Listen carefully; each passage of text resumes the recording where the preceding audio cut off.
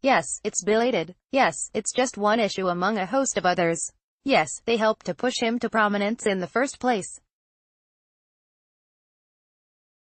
But beneath all the caveats, Momentum was at least right to distance itself from Peter Wilson this week, after the Corbynite candidate for Labour's NEC was recorded claiming that Jewish Trump fanatics were making up claims of anti-Semitism in the Labour Party, without any evidence at all. Whatever the exact reasoning behind deciding Wilson was bad news at this particular point, it's a welcome decision on Momentum's part. However, the response within the Labour grassroots has been both alarming and instructive. Since announcing that they were withdrawing support for the candidate, Momentum's social media outlets have been deluged with complaints and criticism from the group's members, supporters and sympathizers. It is a right decision, apparently, an indulgence of smears by Jeremy Corbyn's enemies, a cowardly retreat in the face of conspiratorial criticism. Some are even quitting the group in protest.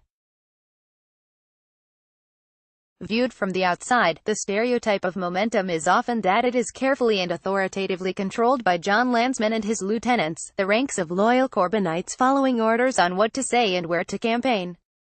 Perhaps some of those inside the machine sometimes believe that to be true, too. If so, this backlash is a rude awakening. The monster which Landsman and others have created is now refusing to obey them. The tactics used to forge the movement have worked rather too well. In the face of any criticism, no matter how serious or true, they soaked Corbynism's grassroots with the language of excuses and fodder-boutery. They encouraged the view that critics must be complicit in counter-revolutionary plots against the dear leader. In short, they inculcated a siege mentality, and their audience evidently listened closely. That might have seemed fine when the targets were Blairites and Tories, but it is probably less comfortable for Momentum's leadership to be on the receiving end. Having made a relatively sensible decision, they now find a chunk of their own base have turned their vitriol on them. Prominent Corbyn-supporting commentators are experiencing the same attacks in response to their own objections to Wilson.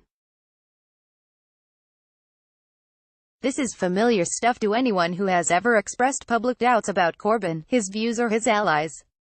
Criticism is not to be accepted, comrades are to be defended, and anyone attacking a comrade must be an enemy.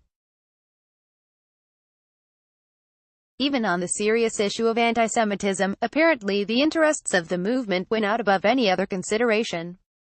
Aside from the rather poetic irony, there is a serious implication. It's no use relying on Momentum, or other supposedly influential Corbynite commentators, organizers, groups or politicians, to rein in the sickening extremes of their movement. Even when they are willing to do so, too rarely, even now, it turns out that they are not able to. Controlling their own creation is no longer in their power, if it ever was. Worse, that power to put a stop to this obscenity lies with one man and one man only, Jeremy Corbyn himself. And he still shows no sign of realizing the nature, scale or severity of the problem.